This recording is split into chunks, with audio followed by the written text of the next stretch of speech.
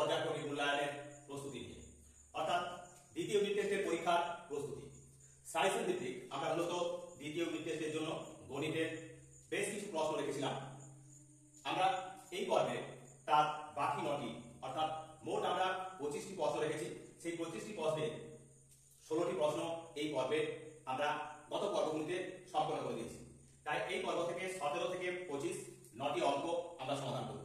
সেই কারণে আমি আমার সকল ভিউয়ার্স তথা সচেতন অভিভাবক এবং সেই সঙ্গে সঙ্গে সমস্ত প্রিয় ছাত্রছাত্রীদের কাছে অনুরোধ রাখবো, অবশ্যই সম্পূর্ণ ভিডিওটা দেখবে এবং সেই সঙ্গে সঙ্গে লাইক, কমেন্ট, শেয়ার করবে। আর সেই সঙ্গে তোমাদের অভিমত জানাবে। যদি কোনো অঙ্কে কোনো সমস্যা হয়ে থাকে সেই সমস্যার কথা তোমরা কমেন্ট বক্সে তুলে ধরবে, যথাযথ উত্তর দেওয়ার চেষ্টা করবো। তো অবশ্যই সম্পূর্ণ ভিডিওটা দেখো। আর যারা নতুন তারা অবশ্যই চ্যানেলটাকে সাবস্ক্রাইব করে রাখো, তাহলে নতুন নতুন ভিডিও তোমাদের কাছে নোটিফিকেশনের মাধ্যমে পৌঁছে যাবে। তো চলো এবার আমরা শুরু করবো আজ 17 তারিখ থেকে। এই প্রতিটি প্রশ্নের মান 3 করে। তো আজ আমরা 17 তারিখের প্রশ্নে রেখেছি প্রথমে রামবাবুর ব্যাগের দোকানের এক সপ্তাহের ব্যয় বিক্রির তালিকা দেওয়া হবে, তা থেকে স্তম্ভচিত্র অঙ্কন করতে হবে। এখানে যে স্তম্ভচিত্র অঙ্কন করতে হবে সেখানে বার হিসাবে আছে সোমবার, মঙ্গলবার, বুধবার, বৃহস্পতিবার, শুক্রবার এবং শনিবার। সোমবার 40টি ব্যাগ বিক্রি হয়েছে, মঙ্গলবার 30টি, বুধবার 35টি, বৃহস্পতিবার 25টি, শুক্রবার 20টি, শনিবার 30টি। এগুলি আমাদের স্তম্ভচিত্র অঙ্কন করব। তো কিভাবে স্তম্ভচিত্র অঙ্কন করব? এখানে জায়গার অভাবের কারণে আমরা এইভাবে লিখে দিতে পারি। এখানে আমরা লিখব বারগুলি,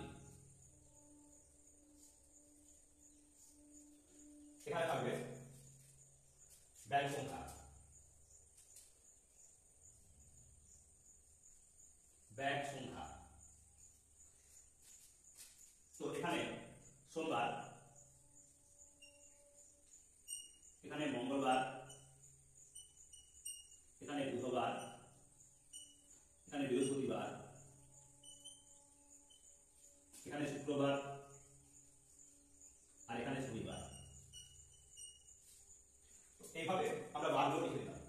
এবার এখানে লিখলাম আমরা 0, এখানে 1, এখানে 2, এখানে 3, এখানে 4, এখানে 5, এখানে 6, এখানে 7, এখানে 8।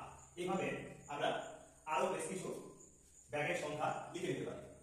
এখানে আমরা লিখে দেব এই উলম্ব রেখাগুলো কিন্তু তৈরি হবে উলম্ব, উলম্ব ঘর,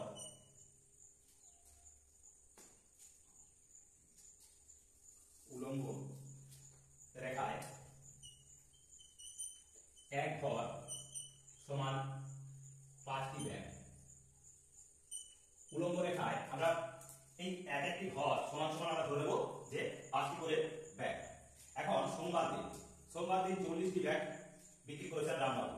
তাহলে এখানে এই উলম্ব ঘরটি হবে এইভাবে, আমরা অর্থাৎ এই সোজাসুজি আমরা ঘরটি তৈরি করে দেব। এই হবে, এটি হবে আমাদের এই রামবাবু। এই ঘরটি হবে কি না ব্যাগ বিক্রি, অর্থাৎ এই 8 5 40। এখন মঙ্গলবার দিন আছে 30টি, মানে 5 6 30। এখানে এই সোজাসুজি আমরা ঘরটি কেটে নেব। এটি হলো মঙ্গলবার দিন বিক্রি হওয়া ব্যাগের স্তম্ভচিত্র। আর এটা হলো 35, মানে বুধবার দিন, অর্থাৎ এখানে আমরা এইভাবে করে নেব এটা বুধবার দিন। আর বৃহস্পতিবার দিন আছে 25, মানে 5 5 25, অর্থাৎ এইভাবে এখান থেকে বের হবে, এখানে গিয়ে শেষ হবে। এটা হলো বৃহস্পতিবার 25। শুক্রবার আছে 20, অর্থাৎ 5 4 20। তার মানে আমরা এইভাবে 20। এবং শনিবার দিন আছে 30, অর্থাৎ এই লাইনে যাবে।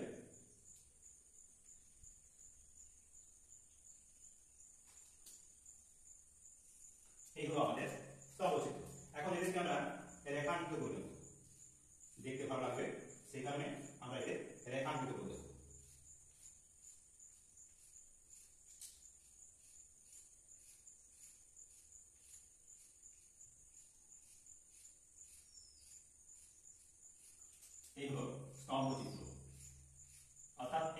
সর্বচিত্রের মাধ্যমে আমরা তুলে ধরছি কি না রামবাবু এক সপ্তাহে কত ব্যাগ বিক্রি করেছিলেন। এই সর্বচিত্র 8 ঘর পর্যন্ত গেছে এই উলম্ব রেখাটা। 8 ঘর সমান সমান 8 আছে 40, যেহেতু 1 ঘর সমান সমান 5টি ব্যাগ। ঠিক একই রকম ভাবে এই ঘরটা গিয়েছে মঙ্গলবার দিন বিক্রি হয়েছে 30টি, যেহেতু এখানে তাহলে 6 ঘর, আমরা 6 ঘর পর্যন্ত গিয়েছি। এটা গেছে তাহলে 6 ঘর, এটা গেছে 8 ঘর, এটা গেছে 7 ঘর, এটা গেছে আমাদের বৃহস্পতিবার 5 ঘর 25, আর শুক্রবার দিন 4 ঘর 20, আর শনিবার দিন 6 ঘর সমান 30। তো এইভাবে আমরা সর্বচিত্রটা সম্পন্ন করব। তো এই হলো আমাদের আজকের এই পর্বের প্রথম অঙ্কের সমাধান। এইভাবে আমরা দ্বিতীয় ইউনিট টেস্টের গুরুত্বপূর্ণ যে অঙ্কগুলি রয়েছে তাদের সমাধান তুলে ধরছি। তো সেই কারণে বলবো সমস্ত ছাত্রছাত্রীরা অবশ্যই সম্পূর্ণ ভিডিওটা দেখো এবং এই 25টি প্রশ্নের ঘরে গিয়ে তোমরা ঘরেতে ভালোভাবে অনুসরণ করবে, তাহলে আগামী দ্বিতীয় ইউনিট টেস্টের পরীক্ষা তোমাদের অবশ্যই সফলতা এনে দেবে ভালো রকম। তো চলো এবার আমরা চলে যাবো আমাদের পরের অঙ্কে। এই পর্বের দ্বিতীয় অঙ্ক অর্থাৎ আত্মত্যাগের অঙ্ক। এখানে রয়েছে কি না একটি শহরের বর্তমান জনসংখ্যা 26,250 জন। যদি জনসংখ্যা বৃদ্ধির হার বার্ষিক 4% হয়, তবে পরের বছর জনসংখ্যা কত হবে এবং 2 বছর পর জনসংখ্যা কত হবে। জনসংখ্যা বৃদ্ধির হার এখানে বলা আছে 4%, মানে বছরে বার্ষিক বলেছে 4%। তার মানে আমাদের মনে রাখতে হবে যে বছরে যদি কোনো এক বছর জনসংখ্যা 100 জন হয়, তার পরের বছর হবে 100 জনের 4 জন বেশি, অর্থাৎ 104 জন। ঠিক একই রকম ভাবে আমাদের তাহলে বার করতে হবে কি না মোট জনসংখ্যা আছে 26,250 জন, তাহলে এক বছর পরে কত হবে। তাহলে আমরা লিখব জনসংখ্যা বৃদ্ধির হার বার্ষিক 4%। অতএব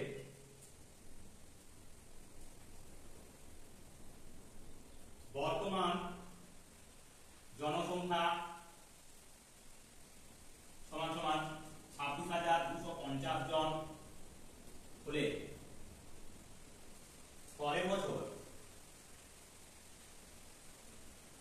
জনসংখ্যা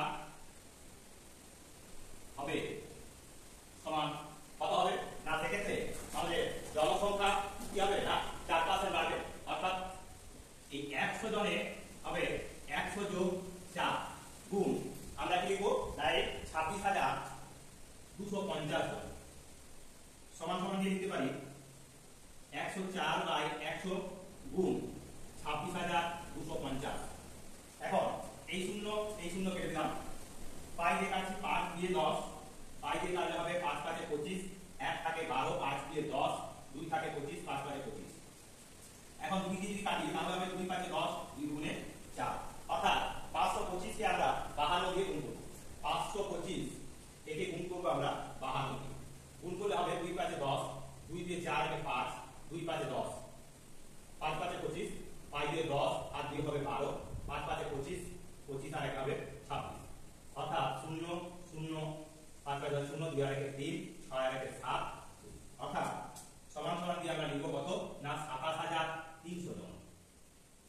তাহলে যে শহরে বর্তমান জনসংখ্যা 26,250 জন, সেই শহরে আমাদের এক বছর পর পরের বছর জনসংখ্যা হয়ে যাচ্ছে কত না এই 27,300 জন, 4-5 ভাবে বাড়লে এটা হলো আমাদের প্রথম অংশটির উত্তর। 2 বছর পর জনসংখ্যা কত হবে, অর্থাৎ সে একই হারে বাড়বে। তাহলে লিখবো অতএব 2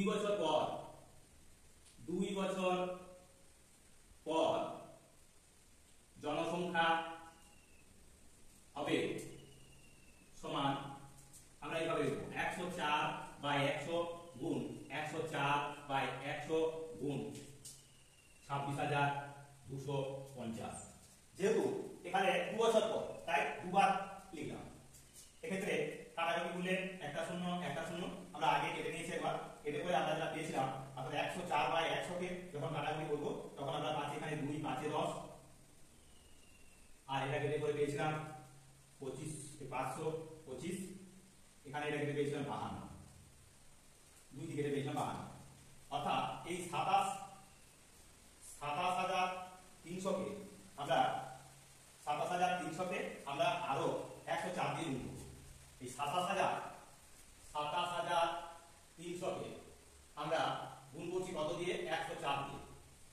4 3 12, 4 7 28, 28 আর 29, 4 2 8 9 10। এখানে প্লাস দিয়ে 0 3 0 0 এগুলো সব শূন্য হয়ে যাচ্ছে। তাহলে হবে 10 দিয়ে গুণ করলে হচ্ছে কত না, এখানে পাবো আমরা 10 দিয়ে গুণ করে লিখলে পাবো 0 3 7 2 2 9 3 8 2 দুটো শূন্য। তাহলে আমরা পাবো 2 8 3 2 8 3 9 2 3 9 2 দুটো শূন্য বাই নিচে এখন দুটো শূন্য আছে, তাহলে শূন্য শূন্য কেটে গেল, অর্থাৎ 28,392 জন। তাহলে যে শহরে লোকসংখ্যা বর্তমান 26,275, সেই শহরে 4% হারে বাকি 4% হারে বৃদ্ধি পেলে 1 বছর পরে হয়ে যাচ্ছে কত না 27,300 জন, এবং 2 বছর পর তার জনসংখ্যা হয়ে যাবে 28,392 জন। তো এইভাবে আমরা কি করে যাব। বাইরে বৃষ্টি শুরু হয়ে গেছে, বর্ষাকাল, তাই মাঝে মধ্যে বৃষ্টি হচ্ছে। আজও তেমনি একটু আগে পর্যন্ত প্রচন্ড গরম ছিল, এই ঘুমটের মাঝেই একটু মুষলধারা বৃষ্টি, যা কিছুটা হলেও কৃষকদের মনে স্বস্তির বিশ্বাস দেবে। তো চলো এবার আমরা চলে যাবো আমাদের পরের গল্প। আমাদের দুই রকম বাইরে শুরু হয়েছে, দুই আমাদের 40 7 নম্বর বিন্দু, এখানে 40 7 নম্বর দেওয়া আছে, আমরা 40 7 নম্বর এখানে দেওয়া হয়েছে, এবং এই প্রথমে দেওয়া হয়েছে এই কাটা প্রথমে নিয়ে এই মার্কের সাথে ওই সংখ্যা আলাদা করতে হবে। তো আমরা লিখব এই কাজটা তৈরি করার সময় আমাদেরকে এখানে আমরা লিখব 7 নম্বর 20 না, তারপর লিখছি এই নিচে লিখব আমরা এইভাবে ওই সংখ্যা, তারপর এখন লিখব আমরা এই মান, এইভাবে আমরা লিখব, তাহলে আমাদের জায়গা কম লাগবে। এখন এই 72 নম্বর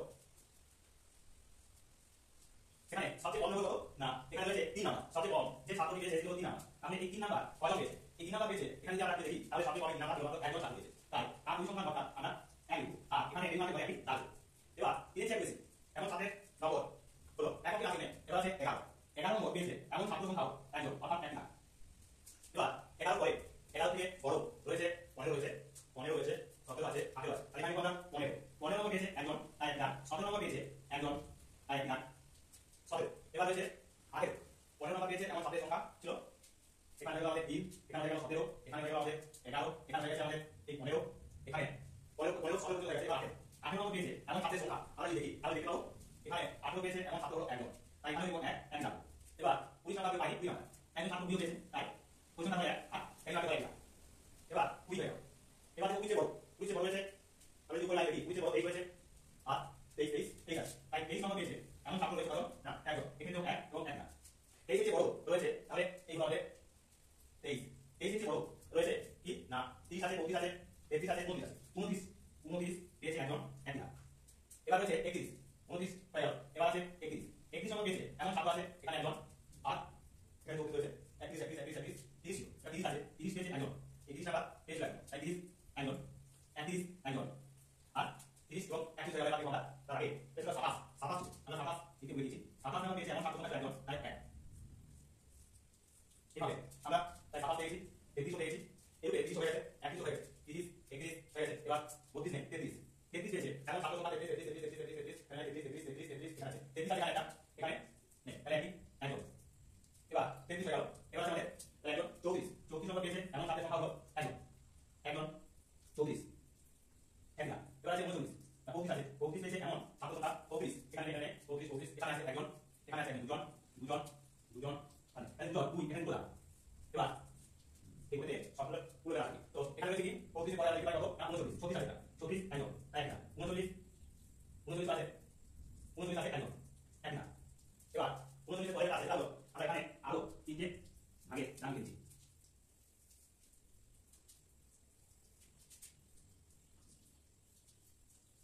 তাহলে আমরা পেয়েছি 39, এবার লিখব আমরা 42, এই 42 পেয়েছে এমন ছাত্রদের সংখ্যা এখানে 42 এখানে আছে একজন, তাহলে 46 এখানে 41 দিলাম 41 এবং 42 একসাথে লিখছি, এখানে আছে 42 একজন 41 একজন 42 একজন 41 একজন 42 আর 41 হবে, তাহলে 1 1 1 42 42 43 আছে একজন, 43 আর নে তাহলে 43 আছে একজন একলা।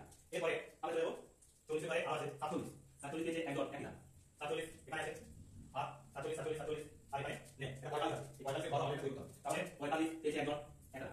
এবার 50 হবে, 50 এর পরে আছে কি 50 এর পরে রয়েছে 57, 57 নম্বর পেয়েছে এমন ছাত্র একজন তাই এক।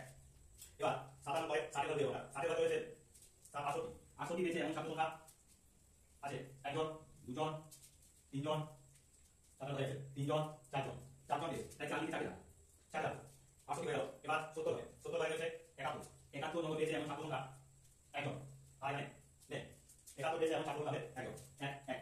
72 পেয়েছে, 72 পেয়েছে একজন দুজন তিনজন, 72 পেয়েছে তিনজন, তিন লিখে দিতে হয়। 74, 74 পেয়েছে এমন ছাত্র সংখ্যা হলো একজন একজন তাই এখানে লিখব এক এক। 74 পরে আছে 78, 78 নম্বর পেয়েছে, 78 নম্বর পেয়েছে এমন ছাত্র সংখ্যা একজন একজন এক এক। এবার 81 82, 81 নম্বর পেয়েছে একজন, 81 নম্বর পেয়েছে একজন, 82 নম্বর পেয়েছে একজন আর রয়েছে 85 এবং 96, এগুলো এক এক 85 আর একজন আর 96, 96 পেয়েছে একজন। তো এইগুলো আমাদের এই জিনিসটা হবে আমরা তাহলে প্রাপ্ত নম্বরকে এইভাবে এই কাজটা প্রথম দিয়ে এলমার এবং পরিসংখ্যান কাজটা টাকা তৈরি করলাম। যদি কোনো ক্ষেত্রে পাঁচ হয়ে থাকে মানে টাকা তাহলে সেই সংখ্যাটি পাঁচে বেশি, তখন আমরা চারটি করে দিতে আমরা চারটি টার্গেট দেব, এইভাবে আমরা পাঁচটি ভিডিও দেব। তো দেখো এইগুলো আমাদের এই পদের দ্বিতীয় অঙ্ক। চলো এবার আমাদের পরের এখানে বলা আছে 4টি ঘন্টা 45 মিনিট, 1 ঘন্টা 1 ঘন্টা 15 মিনিট, 1 ঘন্টা 30 মিনিট অন্তর বাজে। বেলা 3টের সময় ঘন্টাগুলি একসঙ্গে বাজার পর আবার কোন সময়ে ঘন্টাগুলি একসঙ্গে বাজবে, কে কতবার বাজবে, মানে কোন ঘন্টাটা কতবার বাজবে। তো আমরা প্রথমে কি করে নেব, এখানে সকলকে একই এককে নিয়ে আসবো। 45 মিনিট আছে একটা ঘন্টা, একটা ঘন্টা 1 ঘন্টা সমান সমান 60 মিনিট, 1 ঘন্টা 15 মিনিট সমান 75 মিনিট, 1 ঘন্টা 30 মিনিট সমান সমান 90 মিনিট। এখন এই এককগুলো অর্থাৎ 45 মিনিট 60 মিনিট 75 মিনিট এবং 90 মিনিট এদের লসাগু 45 60 75 90 5 আছে 5 9 45 5 12 60 5 15 75 5 18 90। আবার আমরা যাবো 3 দিয়ে, 3 3 9 3 4 12 3 5 15 3 6 18। এখন আবার 3 দিয়ে 3 1 3 4 নেমে গেল 4 নেমে গেল 5 3 2 6। এবার আমরা যাবো 2 দিয়ে 1 নেমে গেল 2 দিয়ে 4 5 নেমে গেল 2 দিয়ে 2। তাহলে লসাগু সমান সমান হবে লসাগু সমান 5 গুণ 3 গুণ 3 গুণ 2 গুণ 2 গুণ 5, 5 মানে 10 10 গুণে 20 20 গুণে 60 60 গুণে 180 180 গুণে 900 অর্থাৎ 900 মিনিট। 900 মিনিট পর তার মানে অর্থাৎ এই 900 মিনিট পর আবার ঘন্টাগুলো একসাথে বাজছে। 900 মিনিটকে আমরা এখন কত ঘন্টা কত মিনিট দেখে নেব, তার জন্য 60 দিয়ে ভাগ করছি। 60 একে 60 0 3 30 6 5 30 মিলে গেল অর্থাৎ 15 ঘন্টা। তাহলে এখানে ছিল বেলা 3টের সময় ঘন্টাগুলি একসঙ্গে বাজার পর আবার কোন সময়ে ঘন্টাগুলি একসঙ্গে বাজবে। অতএব বেলা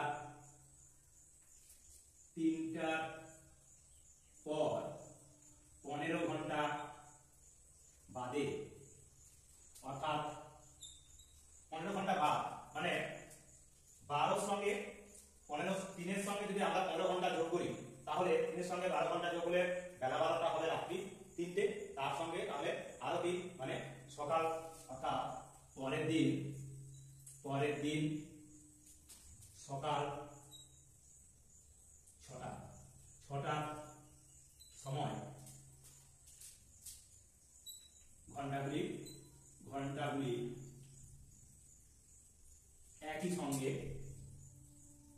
বাজবে। এবার কি বলা আছে না কে কতবার বাজবে এই সময়ের মধ্যে অর্থাৎ এই 900 মিনিটের মধ্যে। এখন এই ঘন্টাগুলো আছে, একটা 45 মিনিট অন্তর বাজে, একটা 1 ঘন্টা অন্তর বাজে, একটা 1 ঘন্টা 15 মিনিট, একটা 1 ঘন্টা 30 মিনিট। তাহলে প্রথম ঘন্টা বাজবে সমান সমান 900 ভাজিত 45, 45 দুগুণ 90 20 বার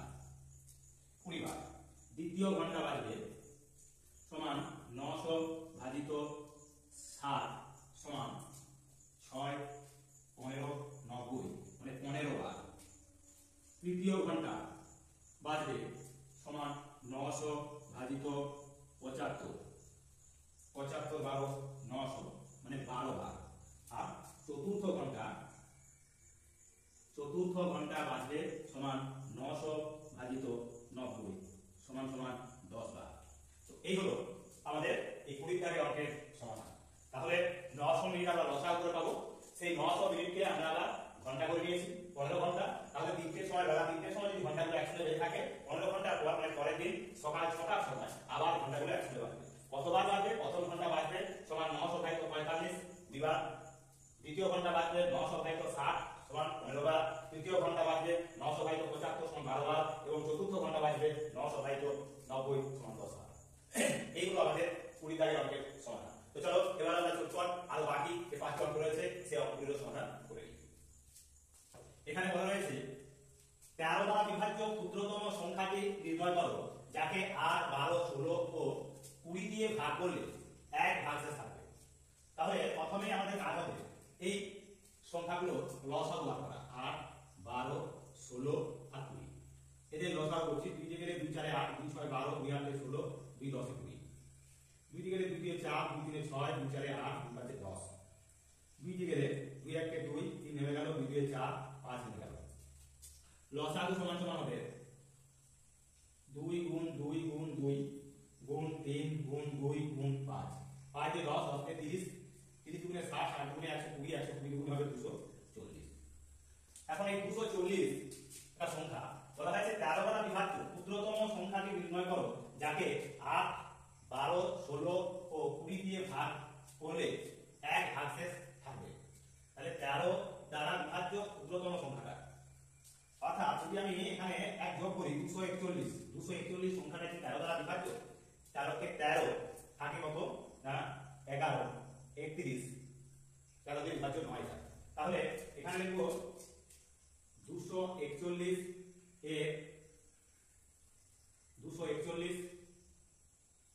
এর গুণিতক, তার সঙ্গে আমরা 1 যোগ করে দেব এবং 13 এর গুণিতক, 13 এর গুণিতক। এখন 13 এর গুণিতক আমরা যদি দেখি এই 243 কে ভাগ করে থাকি 240 দিয়ে, তাহলে কবার যেত না 13 কে 13 ও আবার 13 গুণে 26 মানে 12, 13 13। এখানে আমরা এই 240 সংখ্যাটাকে 13 দিয়ে ভাগ করলে তারপরে থেকে আমরা লিখব অর্থাৎ 13 কে 13, 3 পয়লা 4 11 4 1 110, 7 91 8 104, 9 117 হয়ে যাচ্ছে। তাহলে 7 91 8 104 অর্থাৎ আমরা এই 18 পদ থেকে একে গুণ দেব অর্থাৎ 13 গুণ আমরা 20 করছি মানে 260, 13 গুণে 26 260।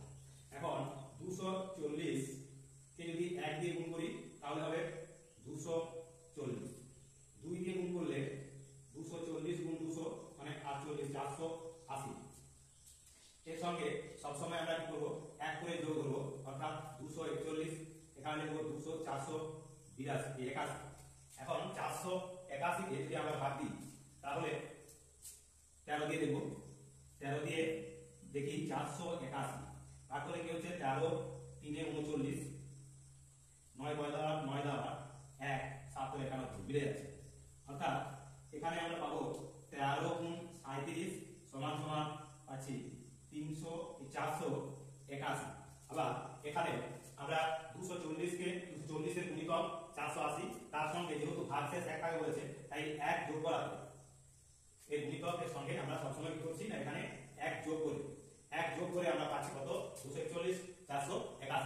এই 481 সংখ্যাটাই হবে তাহলে কি না 13 দ্বারা বিভাজ্য ক্ষুদ্রতম সংখ্যা। অতএব নির্ণীয় ক্ষুদ্রতম সংখ্যা সমান 481। এইগুলো আমাদের 21 দাগের অঙ্কের সমাধান। তো চলো এবার আমরা চলে যাব আমাদের 22 দাগের অঙ্ক। 22 দাগের অঙ্কের কিনে আনতে বললেন। 1 কিগ্রা ডালের দাম 62.50 টাকা হলে কত টাকা নিয়ে দোকানে যাবে?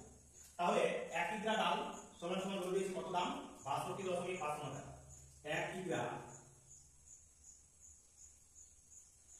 কিগ্রা ডালের দাম সমান 62.50 টাকা। তাহলে 2.5 কিগ্রা ডালের দাম সমান হবে এই 62.50 গুণ 2.5 সমান সমান আমরা লিখতে পারি কত? এখন 25 দিয়ে গুণ করে দিচ্ছি, গুণের সুবিধা 25 0 0 25 5 125 125 এর 5 হাতে হলো 12 25 দুগুণে 50 50 আর 12 তে হবে 62 2 আর হলো 6 50 6 হবে 150 150 আর বিগ আছে 6 অর্থাৎ 156। এখন এখানে দুটো এখানে একটা মোট তিনটের পর দশমিক, তাহলে এখানে অর্থাৎ 162.25 টাকা। 162 টাকা 25 পয়সা নিয়ে বাজারে যাবে। তাহলে অতএব আমাকে 156.25 টাকা নিয়ে দোকানে যেতে হবে। এবার দেখো 23 দাগে হবে। 23 দাগে অঙ্ক দেওয়া আছে সরল করো। এখানে দেওয়া আছে 0.75 গুণ 0.75 যোগ 0.25 গুণ 0.25 যোগ 2 গুণ 0.75 গুণ 0.25। এই সরলের রূপ দিলে এইটাকে যদি আমরা বীজগাণিতিক সূত্রের সাহায্যে করতাম এই সরলটাকে, তাহলে এই 0.75 কে a এবং 0.25 কে আমরা যদি b ধরি তাহলে হবে এটা a square plus b square plus 2ab। এই a square plus b square plus 2ab এটা 7 এর অঙ্ক। সেখানে আমরা সূত্র প্রয়োগ করে a প্লাস b তার হোল স্কয়ার অর্থাৎ এই 0.75 প্লাস 0.25 তার হোল স্কয়ার করে আমরা এর সমাধান করতে পারি। অর্থাৎ কত হচ্ছে না 1.00 তার স্কয়ার সমান সমান 1 হবে এর স্কয়ার। কিন্তু যেহেতু এটা সরল তাই সরলতায় আমরা এর সমাধান করব। কিভাবে করছি না এখানে রয়েছে 0.75 0.75 আমরা শেষে 5 দুই অঙ্কের সংখ্যা শেষে 5 যদি থাকে তার গুণ করার পদ্ধতি একই সংখ্যা গুণের পদ্ধতি হলো কি বলেছিলাম না শেষ দুটো কাছে গুণ করলে 5 এ 5 এ 25 আর প্রথমে পুরো সংখ্যা তো 7 একজন 8 হয়ে যাচ্ছে একবার বাড়িয়ে দিই 7 8 56 ছিল দুটোর পর হয়ে যাবে 4 এর বর্গ অর্থাৎ 0.5625 যোগ এখন 0.25 কে 0.25 দিয়ে গুণ করলে 5 5 এ 25 আর যাবে 3 দিয়ে 6 কিন্তু দুটো দুটো চারটে পরে দশমিক তাই এখানে একটা শূন্য লাগবে তাই 0.0202625 যোগ এবার 75 কে 2 দিয়ে গুণ করলে হবে 150 মানে 1.50 গুণ 2.5 এই 0.025 সমান সমান আমরা লিখতে পারি এখানে যোগ করলে আমরা পাবো 5 এর 5 10 2 আর 2 4 5 6 আর 6 12 12 2 এবার 5 আর একটা হবে 6 তাহলে 0.6250 যোগ এখন এই 150 যদি 25 দিয়ে গুণ করি তারপর 10 এ বসিয়ে দেব আমরা 5 5 এর 25 5 × 125 এর 5 হলো 12 25 থেকে 25 আর 12 হবে 37 এখন এই 150 এর শূন্য বসে গেল কটার পর দশমিক আছে দুটো তো চারটে একটা দুটো তিনটে চারটে অর্থাৎ 0.3750 সমান সমান আমরা পাচ্ছি তাহলে কত না 0 0 0 0 5 এর পাশে গেলে 10 0 এবার আছে 7 আর 9 আর হাতে রেখে 10 এর 0 এবার 3 আর 6 9 আর হাতে রেখে 10 এর 0 এখানে 1 দশমিক তাই 1.0000 সমান সমান আমরা লিখতে পারি 1 তাহলে এই হলো আমাদের এই 23 এর দাগের অঙ্কের সমাধান। তো এইভাবে আমরা এই সরল অঙ্কটিও সমাধান করে দিলাম। তো রইল বাকি আর মাত্র দুটি অঙ্ক। তো চলো ঝটপট সেই দুটি অঙ্ক আমাদের এই দ্বিতীয় পর্যায়ক্রমিক মূল্যায়নের বা সেকেন্ড ইউনিট টেস্টের প্রস্তুতি আমরা সাইজের ভিত্তিক যে অঙ্কগুলি তুলে ধরছি তার শেষ পর্যন্ত ভিডিওটা দেখো, তাহলে সম্পূর্ণ তোমাদের দ্বিতীয় ইউনিটের পরীক্ষার সফলতা তোমাদের হাতের মুঠোয়। তো চলো এবার আমরা চলে যাবো আমাদের 24 এবং 25 এর দাগের অঙ্ক।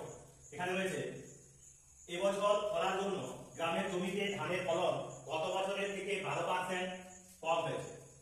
এবছর 176 কুইন্টাল ধান উৎপন্ন হলে গত বছর কত কুইন্টাল ধান উৎপন্ন হয়েছিল তা লিখো। ফলন কারণে ফলন কম হয়েছে, কত কম হয়েছে 12% কম হয়েছে। 12% কম মানে যেখানে 100 কুইন্টাল হয়েছিল সেখানে তার থেকে 12 কুইন্টাল কম অর্থাৎ 88 কুইন্টাল হয়েছে। তার মানে এখানে লিখবো আমরা এইভাবে, যদি আমরা সেই জায়গায় করে নিই তাহলে লিখবো এখানে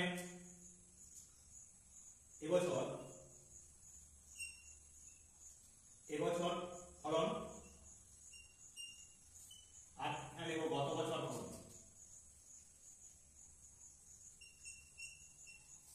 গত বছর যেখানে ছিল 100 কুইন্টাল সেখানে এবছর হয়ে যাবে কত, তার থেকে 12 কম, 100 বিয়োগ 12 সমান সমান 88। এবছর যেখানে হয়েছে 176 কুইন্টাল, 176 কুইন্টাল সেখানে গত বছর কত ছিল ফলন, এটা আমাদের বার করতে হবে। অর্থাৎ সরল সম্পর্ক, তাহলে কি লিখব, অতএব যেহেতু এবছরের ফলনটা 88 জায়গায় 176 হচ্ছে, তাহলে গত বছরটা কিন্তু কি হবে, সরল সম্পর্কে এটা বাড়বে। তাহলে লিখব কি, গত বছর ফলন ছিল সমান 176 বাই 88 গুণ 100, 88 গুণে হলো 176 সমান 200 কুইন্টাল। তাহলে গত বছর ফলন হয়েছিল ধানের কত না 200 কুইন্টাল, গত বছর ধানের ফলন হয়েছিল। এইগুলো আমাদের 24 দাগের অঙ্কের সমাধান। তো চলো এইভাবে আমরা আমাদের এই পর্বের শেষ তথা দ্বিতীয় পর্যায়ক্রমিক মূল্যায়ন বা সেকেন্ড ইউনিট টেস্টের সায়েন্স ভিত্তিক প্রশ্নের পরিসমাপ্তি করব, এবং সেই সঙ্গে সঙ্গে তোমাদের এই 25টি অঙ্কই বারে বারে তোমাদের ঘরে নিজেদের তৈরি করে দিতে হবে, যার ফলে তোমরা অবশ্যই সফলতা অর্জন করবে। তো চলো এবার আমরা চলে যাবো আমাদের এই পর্বের তথা এই 25টি অঙ্কের যে লক্ষ্যমাত্রা প্রশ্নের তার সমাধানের চূড়ান্ত পর্যায়ে। আমাদের এই পর্বের তথা আমাদের যে লক্ষ্যমাত্রা 25টি অঙ্কের, সেই 25টি অঙ্কের সমাধানের শেষ পর্বে চলে এসেছি, অর্থাৎ শেষ 25তম অঙ্ক। এখানে কি রয়েছে, বলা আছে কোন ক্ষুদ্রতম সংখ্যা থেকে 4000 বিয়োগ করলে বিয়োগফল 7, 11, 13 দিয়ে বিভাজ্য হবে। অর্থাৎ সেই ক্ষুদ্রতম সংখ্যাটাকে আমাদের নির্ণয় করতে হবে। তাহলে ক্ষুদ্রতম সংখ্যাটা নিশ্চয়ই হবে কি না, বলা আছে 7, 11, কোন ক্ষুদ্রতম সংখ্যা থেকে এই সংখ্যাটা বিয়োগ করলে বলা আছে। তাহলে সংখ্যাটা বিয়োগ করলে বিয়োগফলটা 7, 11, 13 দ্বারা বিভাজ্য হবে। তাহলে প্রথমে এই 7, 11, 13 এদের লসাগু ক্ষেত্রে এদের যাবে না, এরা প্রত্যেকেই পরস্পর মৌলিক সংখ্যা, তাই লসাগু সমান সমান হবে, লসাগু সমান 7 গুণ 11 গুণ 13 সমান সমান আমরা 11 7 11 গুণ করতে পারি, 7 11 77, তাকে 13 দিয়ে গুণ করছি, 7 13 91, 7 13 91, 91 আর 9 হবে 100, অর্থাৎ 1000। এই 1001 হলো আমাদের সেই সংখ্যা যাকে 7, 11 এবং 13 দ্বারা বিভাজ্য সেই সংখ্যাটা। তাহলে 7, 11, 13 দ্বারা বিভাজ্য ক্ষুদ্রতম সংখ্যা হলো কত না, এর লসাগু সমান হলো 1001, এই সংখ্যাটা। এখন বলা আছে কোন ক্ষুদ্রতম সংখ্যা থেকে এই 4000 বিয়োগ করবে। তাহলে অতএব নির্ণীয় সংখ্যাটা হবে, নির্ণীয় সংখ্যা সমান সমান 4000 যোগ 1001 সমান 5001। তাহলে নির্ণীয় সংখ্যা সমান 5001। এই 5001 সংখ্যাটা থেকে যদি আমরা 4000 বিয়োগ করি তাহলে কোথায় 1001, সেই 1001 সংখ্যাটা এই 7, 11, 13 দিয়ে বিভাজিত। এইগুলো আমাদের 25 দাগের অঙ্কের সমাধান। তো এইরকমই গুরুত্বপূর্ণ অঙ্কগুলো আমরা 3টি পর্বে সেই সঙ্গে সঙ্গে একত্রে তোমাদেরকে তুলে দিচ্ছি। তাই প্রতিটি অঙ্ক খুঁটিয়ে খুঁটিয়ে তোমরা দেখে নেবে, আর সেই সঙ্গে সঙ্গে অবশ্যই বাড়িতে অনুসরণ করবে। তাহলে আমরা অতি সংক্ষিপ্তধর্মী এবং এই রচনাধর্মী প্রশ্নের যে সায়েন্স ভিত্তিক প্রশ্ন এবং তার উত্তর এই পর্বে আমরা সম্পূর্ণ করলাম, যা আগামী দ্বিতীয় ইউনিট টেস্টে তোমাদের অনেকখানি সফলতা এনে দেবে। তো সেই কারণে অবশ্যই যারা আমাদের এই ভিডিওগুলো প্রতিদিন দেখছো তাদেরকে অসংখ্য ধন্যবাদ। সেই সঙ্গে সঙ্গে অন্যান্য বন্ধু বান্ধবদের মধ্যে এই ভিডিওগুলো ছড়িয়ে দেওয়ার জন্য, লাইক, কমেন্ট, শেয়ার করার জন্য অনুরোধ রাখবো, এবং সেই সঙ্গে যারা নতুন তারা অবশ্যই সেটাকে সাবস্ক্রাইব করবে। তো চলো আজকের মতো এখানে অনেক ভিডিও শেষ